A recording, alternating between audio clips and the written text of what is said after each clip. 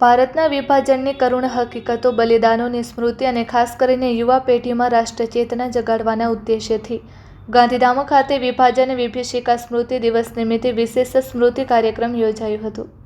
શ્રમ અને રોજગાર રાજ્યમંત્રી તથા કચ્છ જિલ્લાના પ્રભારી મંત્રી શ્રી કાંતિભાઈ અમૃતિયાની પ્રેરક ઉપસ્થિતિમાં આયોજિત આ કાર્યક્રમમાં કેન્ડલ શાંતિ માર્ચ અને ડોક્યુમેન્ટરી પ્રદર્શન દ્વારા વિભાજન સમયે બલિદાન આપનારા નાગરિકોને ભાવભીની અંજલિ આપવામાં આવી હતી. કચ્છ જિલ્લા વહીવટી તંત્ર અને ગાંધીધામ મહાનગરપાલિકાના સંયુક્ત ઉપક્રમે અગ્રવાલ ભવન ખાતે આયોજિત આ કાર્યક્રમમાં મંત્રી શ્રી કાંતિલાલભાઈ અમૃતિયાએ જણાવ્યું હતું કે વડાપ્રધાન શ્રી નરેન્દ્રભાઈ મોદીની પ્રેરણાથી દેશભરમાં વિભાજન વિભીષિકા સ્મૃતિ દિવસ મનાવવાનું નક્કી કરાયું છે. તેનો મુખ્ય હેતુ આવનારી પેઢી વિભાજન પીડિતોની સ્મૃતિઓને કાયમ યાદ રાખે, દેશના નાગરિકોમાં રાષ્ટ્રભાવના મજબૂત બને અને નવી પેઢી ઉજ્જવળ ભારતના નિર્માણ માટે સંકલ્પબદ્ધ થાય તે છે. તેમણે સૌને અપીલ કરી હતી કે આપણે એક ભારત શ્રેષ્ઠ ભારતના સંકલ્પ થકી અખંડ ભારતની કલ્પનાને સાકાર કરવા કટિબદ્ધ બનીએ. દેશને વિશ્વગુરુ બનાવવાનું વડાપ્રધાનશ્રીનું સ્વપ્ન સાકાર કરવા યુવાનોને ગેરમાર્ગે દોરાયા વિના દેશના વિકાસમાં સહયોગી બનવા મંત્રીશ્રીએ અનુરોધ કર્યો હતો. તેમણે વિશેષમાં ઉમેર્યું હતું કે વિભાજન સમયે અને તે બાદ પણ અનેક શરણાર્થીઓને કચ્છ અને મોરબી સહિતના વિસ્તારોમાં પુનઃસ્થાપિત કરવામાં આવ્યા હતા. આ પીડિતો આજે પોતાના પરિશ્રમથી સુખરૂપ જીવન વ્યતીત કરી રહ્યા છે અને દેશના વિકાસમાં અમૂલ્ય યોગદાન આપી રહ્યા છે. આ પ્રસંગે ગાંધીધામના ધારાસભ્ય શ્રી માલતીબેન મહેશ્વરીએ જણાવ્યું હતું કે આઝાદી મળવાની સાથે દેશે વિભાજનની જે પીડા સહન કરી હતી તે સંઘર્ષ અને કરુણ સ્મૃતિઓને યાદ કરવાનો આ દિવસ છે. કાર્યક્રમ દરમિયાન દેશની એકતા અને અખંડિતતાનું મહત્વ સમજાવતી તથા વિભાજનની યાતનાઓને ઉજાગર કરતી વિશેષ ડોક્યુમેન્ટરી દર્શાવવામાં આવી હતી. ભાગલા સમયે ગાંધીધામ ખાતે પુનઃસ્થાપિત થયેલા પીડિત પરિવારોએ પોતાની સંઘર્ષ ગાથા અને પીડા વર્ણવી હતી. કાર્યક્રમના અંતે અગ્રવાલ ભવનથી ઝંડા ચોક સુધી કેન્ડલ શાંતિ માર્ચ યોજવામાં આવી હતી. ઝંડા ચોક ખાતે 2 મિનિટનું મૌન પાડીને શહીદ નાગરિકોને શ્રદ્ધાંજલિ અર્પણ કરાઈ હતી.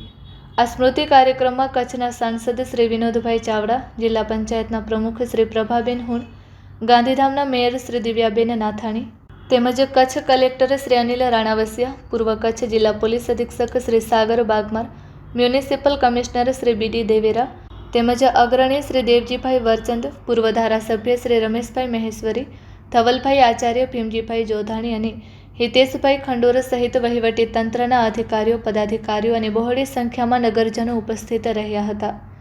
Report by Bharati Makhijani, Gandhidham. आज 14 ऑगस्ट विभाजन विभीषिका स्मृति दिवस भारतना वडाप्रधान माननीय नरेंद्रभाई मोदी साहेबे 14મી ઓગસ્ટે જ્યારે ભારતની આઝાદી આવી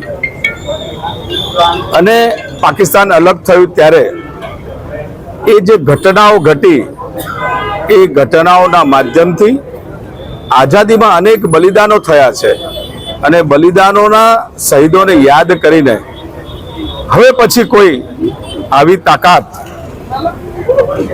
આ દેશના ટુકડા ના કરી જાય, ભાગલા ના કરી જાય, એ યાદ રાખવા માટે આઝાદીની પૂર્વ સંધ્યાએ આ કાર્યક્રમો સમગ્ર દેશમાં આપવામાં આવ્યા. આ સમગ્ર દેશની અંદર કાર્યક્રમો જ્યારે થયા ત્યારે રાજ્યના સૌ મંત્રીશ્રીઓ, ભારતીય જનતા પાર્ટીના પ્રમુખશ્રી, સંસદ સભ્યશ્રી, ધારાસભ્યશ્રીઓ અને મોટી સંખ્યામાં સૌ નાગરિકો ઉપસ્થિત રહ્યા. આદરણીય નરેન્દ્રભાઈ મોદી સાહેબ આજે પણ આ આઝાદી જે છે આવી છે એ ઘણા નવલોહિયા નવયુવાનોને ખબર ના હોય તો એને યાદ કરાવવાનો આ દિવસ અને શ્રદ્ધા સુમન આપવાનો દિવસ. અહિંસા તો બરોબર છે, પરંતુ બલિદાન આપવાથી પણ આ આઝાદી મળી છે. આઝાદી અમથી નથી મળી.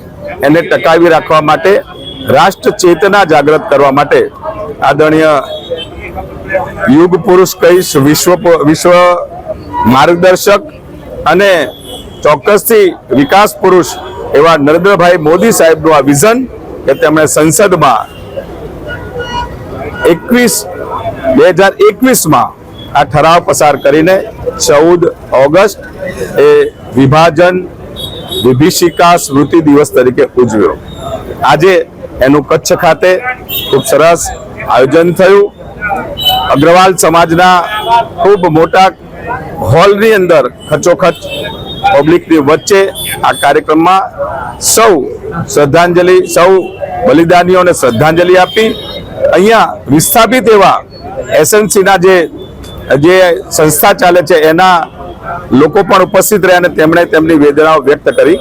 અહીંયા ભારતીય જનતા પાર્ટીના અધ્યક્ષ મહોદય માન્ય દેવચંદભાઈ, અહીંયા પ્રભારી મંત્રી શ્રી કાનાભાઈ અને અહીંયા સંસદ સભ્ય શ્રી વિનોદભાઈ ચાવડાજી અને સૌ આગેવાનો ઉપસ્થિત રહ્યા, આ કાર્યક્રમને પૂર્ણ કર્યો.